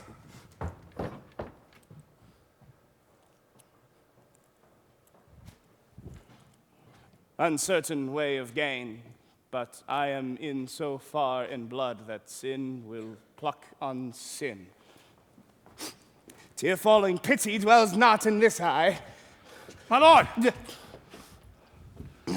I have considered in my mind the late request that you did sound me in. Well, let that pass. The bishops fled to Richmond. I hear that news, my lord. My lord, I claim your gift, my due by promise, for which your honor and your faith is pawned. The earldom of Hereford and the movables, the which you promised I should possess. Stanley, look to your wife. If she convey letters to Richmond, you shall answer it. What says your highness to my just request? As I remember, Henry VI did prophesy that Richmond should be king, when Richmond was a little peevish boy, a king perhaps. My lord, your promise for the earldom. Richmond, when last I was at Exeter, the earl, the mayor, in courtesy, showed me the castle and called it Rougemont, at which name I started, because a bard of Ireland told me once that I should not live long after I saw Richmond. My lord! What's o'clock? I am thus bold to put your grace in mind of what you promised me. Well, but what's o'clock? Upon the stroke of 10. Well, let it strike. Why let it strike? Because that like a jack thou keep'st the stroke between thy begging and my meditation. I am not in the giving vein today. Why then resolve me whether you will or no. Thou troublest me. I am not in the vein.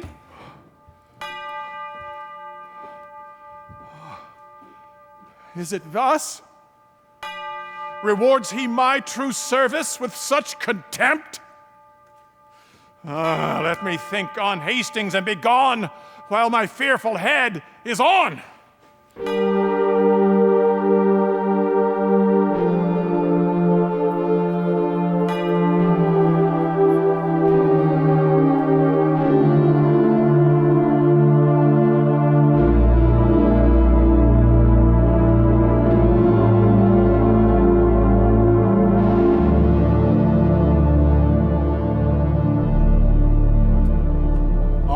My sovereign lord.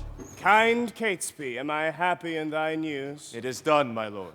But didst thou see them dead? I did, my lord. And buried, gentle Catesby? Buried. Come to me, Catesby, soon and after supper, and thou shalt tell the process of their death. Meantime, think how I may do thee good and be inheritor of thy desire. Farewell, till soon. The sons of Edward sleep in Abram's bosom, and Anne, my wife, hath bid this world good night. Now, to my brother's daughter, to her I go, a jolly thriving wooer. My lord! Good news or bad that thou comest in so bluntly? Bad news, my lord.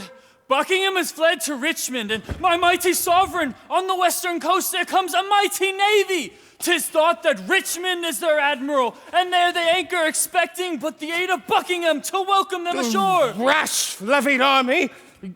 Go, beat the drum and muster men. My counsel is my shield. We must be brief when traitors brave the field. So now prosperity begins to mellow and drop into the rotten mouth of death. Here in these confines, slyly have I lurked to watch the waning of mine enemy. A dire induction am I witness to, and will to France, hoping the consequence will prove as bitter, black, and tragical. Withdraw thee, wretched Margaret.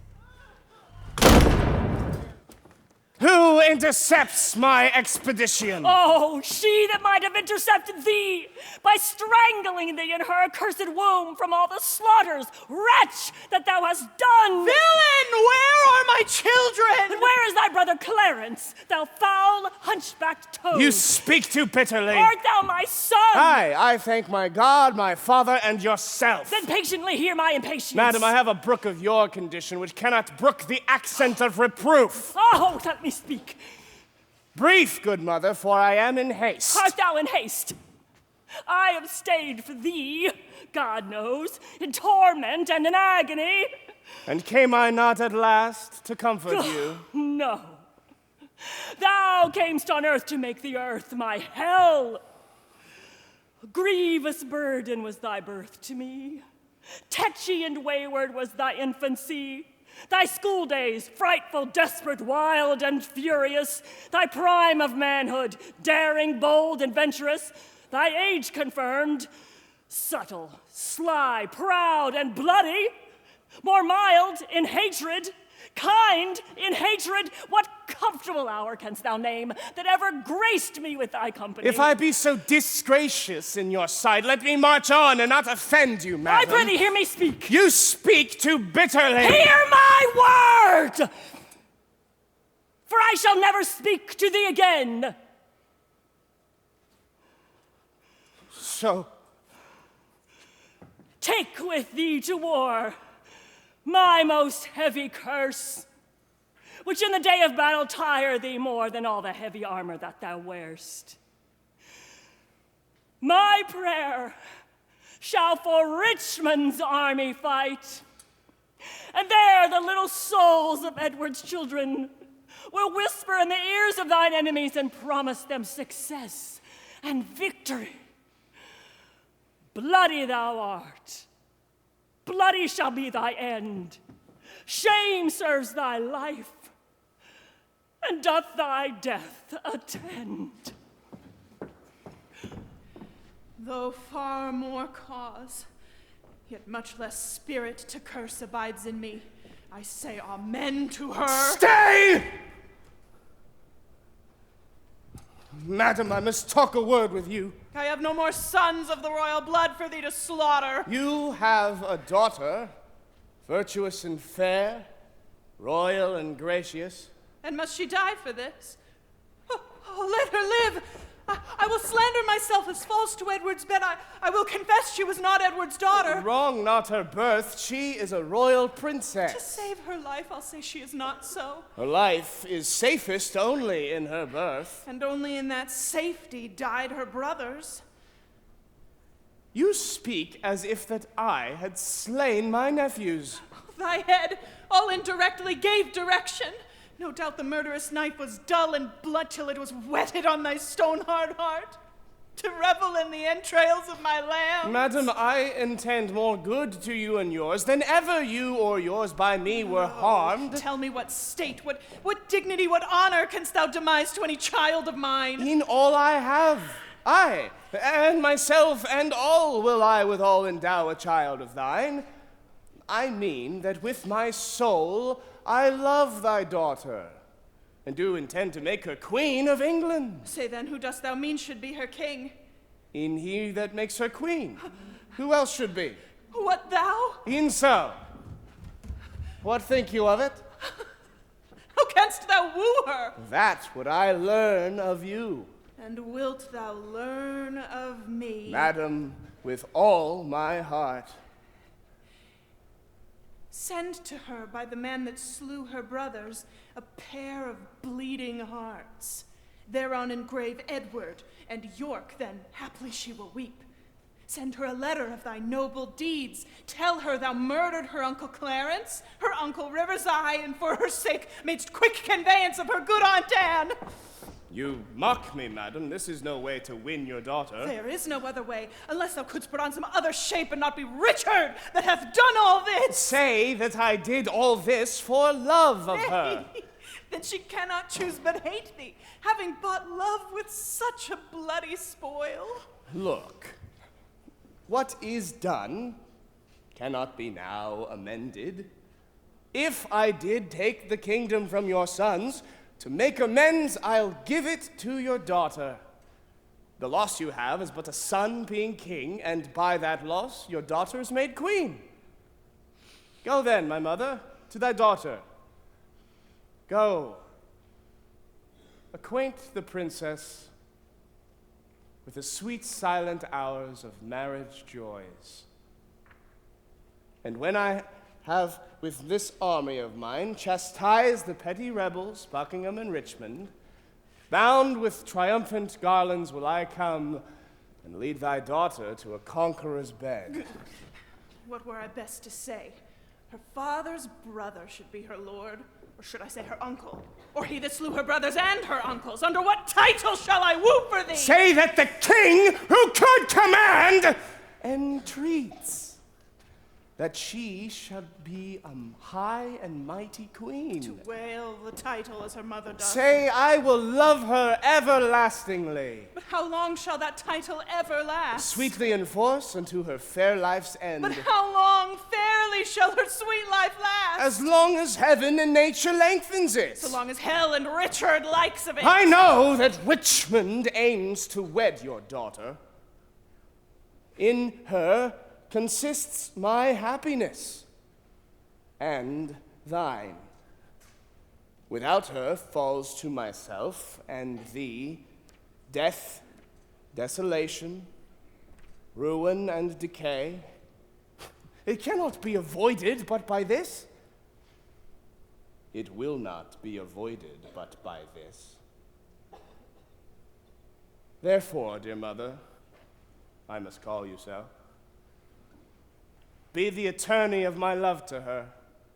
Plead what I will be, not what I have been. Not my deserts, but what I will deserve. Shall I be tempted by the devil thus? Aye, if the devil tempt you to do good. Yet thou didst kill my children! But in your daughter's womb I bury them, where in that nest of spicery they will breed. Shall I go win my daughter to thy will? And be a happy mother by the deed.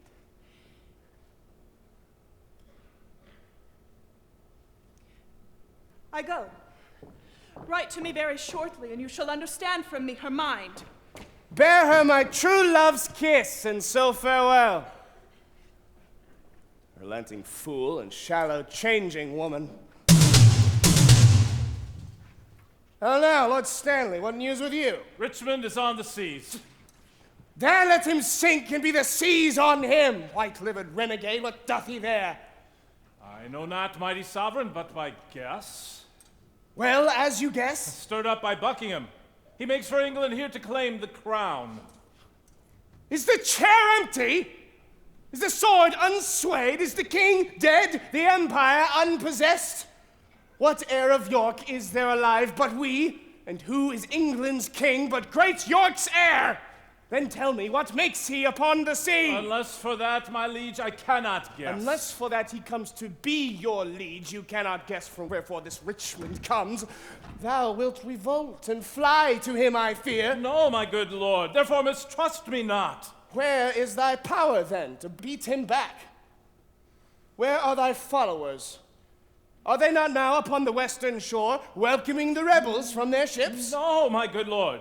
My friends are in the north. Cold friends to me. What do they in the north when they should serve their sovereign in the west? They have not been commanded, mighty king.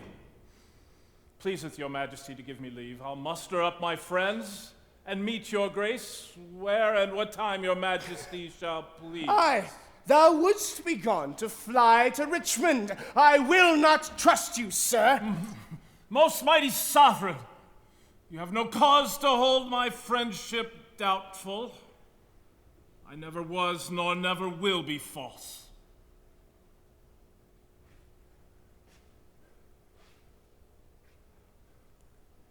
Go then and muster men.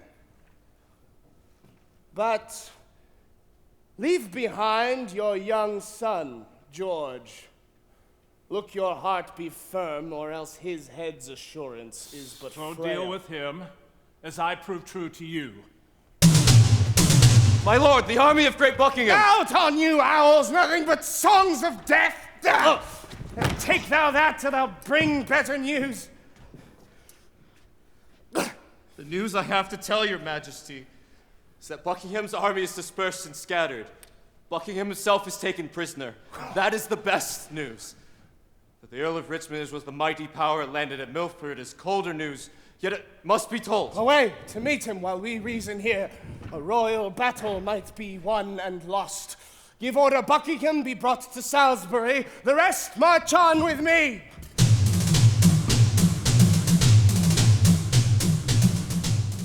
Fellows in arms, and my most loving friends bruised beneath the yoke of tyranny.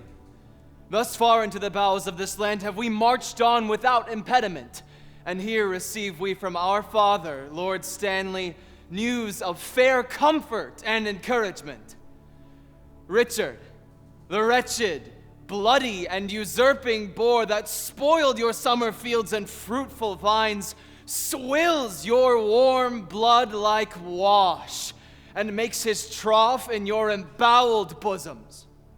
This foul swine is now even in the center of this isle, and is but 1 day's march.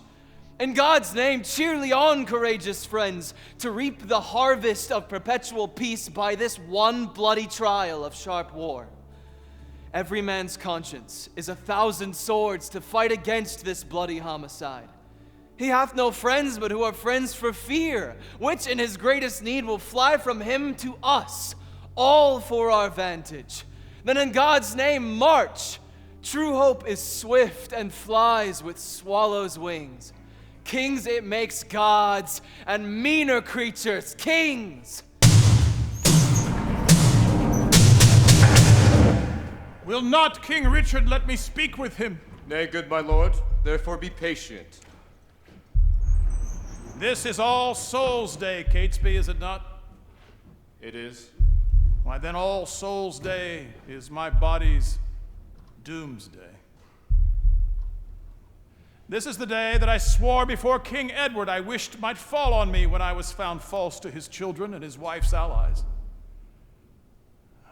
Now Margaret's curse falls heavy on my neck, when he, quoth she, shall split thy heart with sorrow. Remember, Margaret was a prophetess.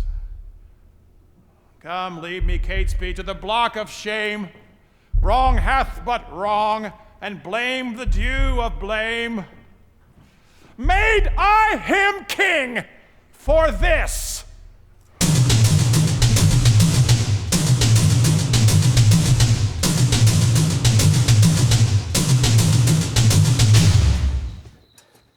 Here pitch our tent, in here in Bosworth field. Radcliffe, why look you so sad? My heart is 10 times lighter than my looks. Radcliffe, we must have knocks, huh? Must we not? We must both give and take, my loving lord. Here will I lie tonight. But where tomorrow? Well, all's one for that. Who hath descried the number of the traitors? 6,000 or 7,000 is their utmost power. Why, our battalion triples that amount. Besides, the king's name is a tower of strength, which they upon the adverse party lack. Come, noble gentlemen, let's lack no discipline, make no delay, for lords, tomorrow is a busy day.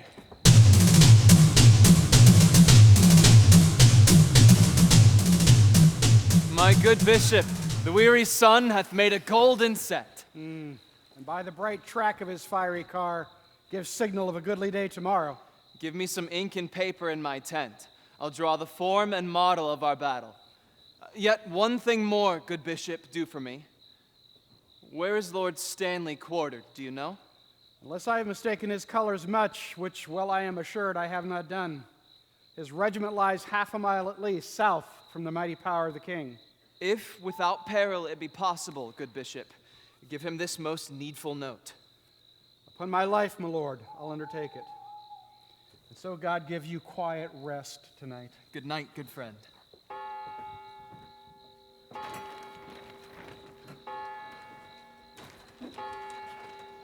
What is the clock? It is supper time, my lord. It's 9 o'clock. I will not sup tonight. Is ink and paper ready? My liege, all things are in readiness.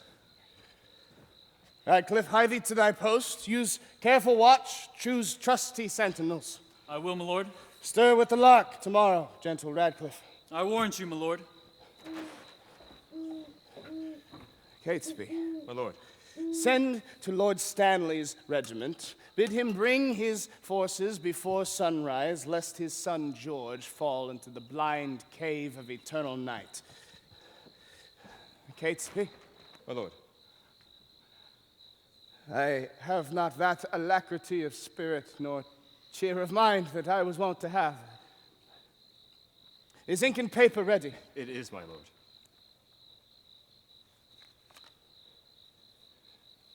Bid my guard watch. Leave me. Catesby. Come to my tent about mid of night and help to arm me. Leave me, I say. Oh, thou whose captain I account myself. Look on my forces with a gracious eye. Put in their hands thy bruising irons of wrath, that they may crush down with a heavy fall the usurping helmets of our adversaries. Make us thy ministers of chastisement, that we may praise thee in the victory. To thee I do commend my watchful soul, ere I let fall the windows of mine eyes. Sleeping and waking, oh, defend me still.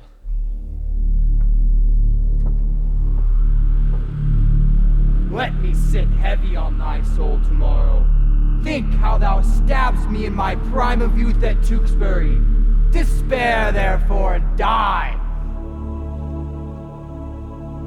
Be cheerful, Richmond, for the wronged souls of butchered princes fight on thy behalf. King Henry's issue comforts thee. Let me sit heavy in thy soul tomorrow. Poor Clarence, by thy guile betrayed to death. Tomorrow in the battle think on me, and fall thy edgeless sword. Despair and die. Thou offspring of the house of Lancaster, the wronged heirs of York do pray for thee. Good angels guard thy battle, live and flourish. Let me sit heavy upon thy soul tomorrow. Think on rivers, and with guilty fear let fall thy lance. Despair and die. Awake, and think our wrongs in Richard's bosom will conquer him. Awake, and win the day. Bloody and guilty, guiltily awake, and in a bloody battle end thy days. Think on Lord Hastings, despair and die. Quiet, untroubled soul, awake, awake. Arm, fight, and conquer for fair England's sake. Dream on, thy nephews, smothered in the tower. Let us be laid within thy bosom, Richard, and weigh thee down to ruin, shame, and death. Thy nephews' souls bid thee despair and die. Sleep, Richmond. Sleep in peace and wake in joy. Good angels guard thee from the boar's annoy. Live and beget a happy race of kings. Edward's unhappy sons do bid thee flourish. Richard! Thy wife, that wretched Anne, thy wife, that never slept a quiet hour with thee, now fills thy sleep with perturbations. Tomorrow in battle think on me, and fall thy edgeless sword, despair and die.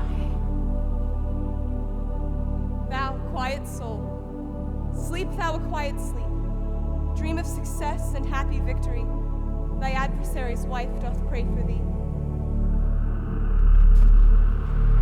The first was I that helped thee to the crown.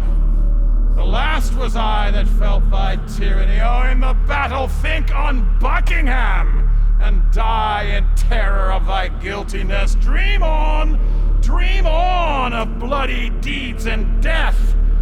Fainting despair, despairing, yield thy breath. I died for hope, ere I could lend thee aid. But cheer thy heart, and be thou not dismayed. God and good angels fight on Richmond's side, and Richard fall in height of all his pride! Give me another horse! Bind up my wounds! Have mercy, Jesus!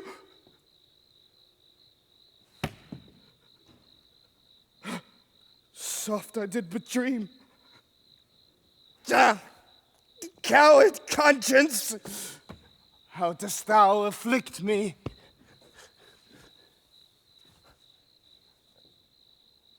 The lights burn blue. It is now dead midnight. Cold, fearful drops stand on my trembling flesh. What do I fear myself? There's none else by. Richard loves Richard, that is, I am I. Is there a murderer here? No. Yes. I am. Then fly. What, from myself? Great reason why. Lest I revenge. What, myself upon myself? Alack, I love myself. Wherefore, for any good that I myself have done unto myself, oh no. Alas, I rather hate myself for hateful deeds committed by myself. I am a villain. Yet I lie, I am not. Fool of thyself, speak well. Fool, do not flatter.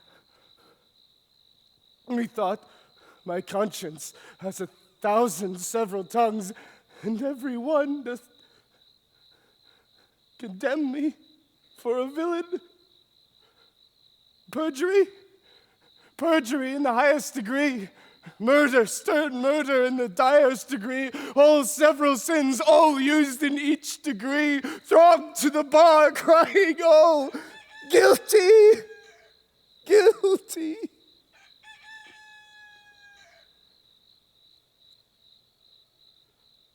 I shall despair.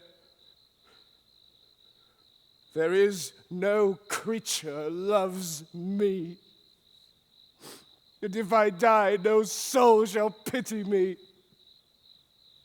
And wherefore should they, since that I myself find in myself no pity to myself? Methought that all the souls that I had murdered came to my tent, and every one did threat tomorrow's vengeance on the soul of Richard. My lord! Who's there? Catesby, my lord, 'tis I. The early village cock hath twice done salutation to the morn. Your friends are up and buckle on their armor. Oh, Catesby, I have dreamed a fearful dream. What thinkest thou? Will our friends prove all true? No doubt, my lord. Oh, Catesby, I fear. I fear. Nay, good my lord. Be not afraid of shadows. Oh, shadows tonight, Catesby, have struck more terror to the soul of Richmond than can 10,000 soldiers armored in strength and led by shallow Richmond.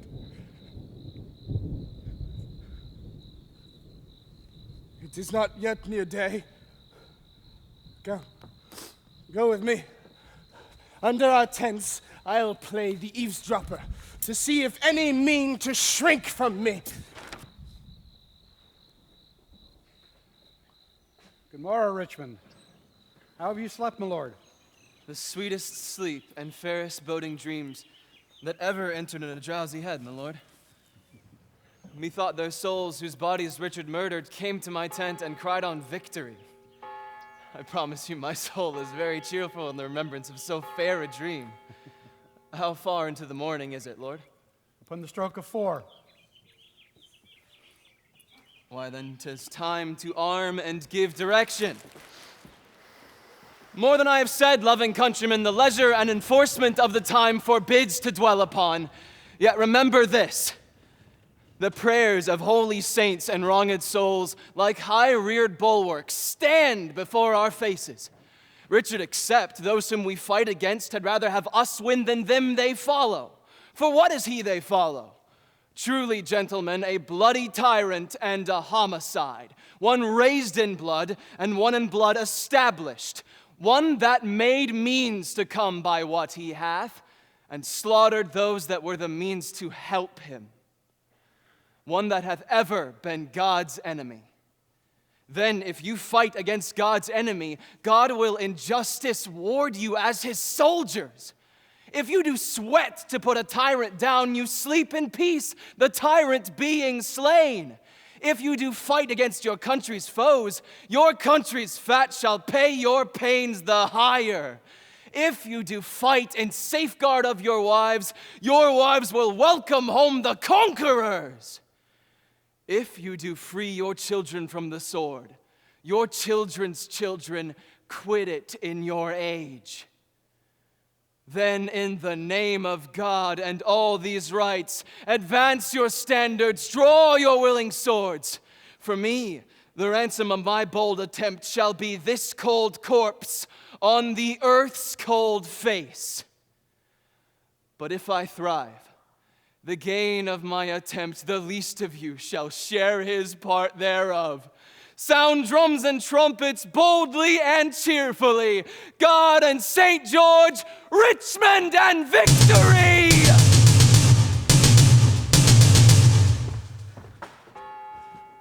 Tell the clock there. Give me a calendar. Who saw the sun today? Not I, my lord. Then he disdains to shine, for by the book he should have braved the east an hour ago. A dark day will it be to somebody, Catesby. My lord. The sun will not be seen today. The sky doth lower and frown upon our army. Not shine today? Or what is that to me more than to Richmond? For the self-same heaven that frowns on me looks sadly upon him. Arm, my lord! The foe vaunts in the field! Come, bustle! Saddle my horse! Tell up Lord Stanley, bid him bring his power.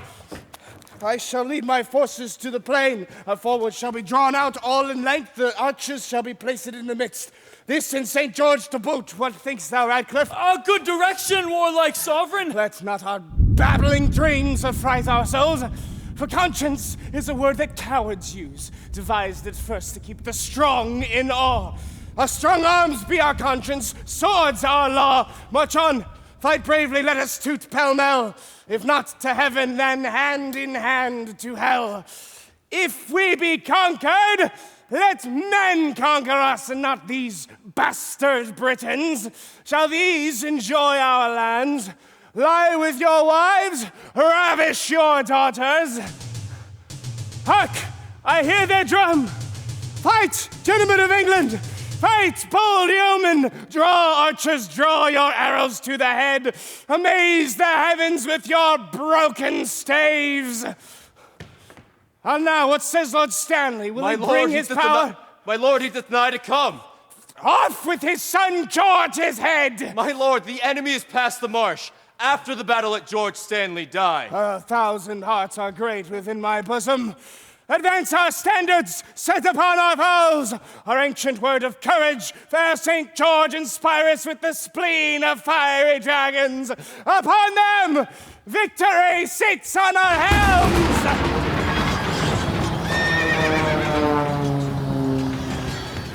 Rescue, my lord of Radcliffe! Rescue! Rescue! The king enacts more wonders than a man, daring an opposite to every danger. His horse is slain, and all in foot he fights, seeking for Richmond and the throne of death. Rescue my fair lord, or else the day is lost! A horse! My kingdom for a horse! Withdraw, my lord, or I'll help you to a horse. Slave! I have set my life upon a cast, and I will stand the hazard of the die. A horse! A horse! My kingdom for a horse! I think there be 6 Richmonds in the field. 5 have I slain today instead of thee.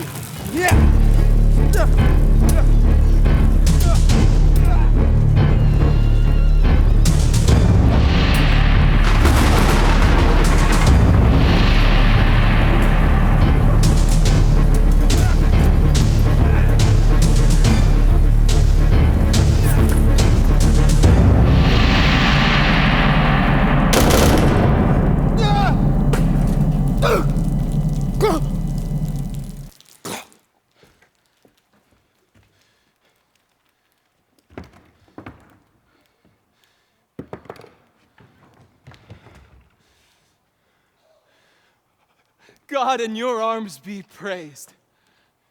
Victorious friends, the day is ours. The bloody dog is dead. Courageous Richmond! Well hast thou acquit thee. Lo, here these long usurped royalties From the dead temples of this bloody wretch have we plucked off, to grace thy brows withal. Wear it, enjoy it, and make much of it. Amen. But tell me, is young George Stanley living? He is, my lord, and safe in Leicester town, whither, if you please, we may withdraw us. Proclaim a pardon to the soldiers fled, that in submission will return to us. England hath long been mad and scarred herself. The brother blindly shed the brother's blood. The father rashly slaughtered his own son. The son compelled been butchered to the sire. All this divided York and Lancaster. Oh, now let Richmond and Elizabeth, the true succeeders of each royal house, by God's fair ordinance conjoin together. And let their heirs, God, if thy will be so, enrich the time to come with smooth-faced peace, with smiling plenty and fair, prosperous days. Abate the edge of traitors, gracious Lord, that would reduce these bloody days again and make poor England weep in streams of blood. Let them not live to taste this land's increase, that would, with treason, wound this fair land's peace. Now, civil wounds are stopped. Peace lives again, that she may long live here. God say, Amen.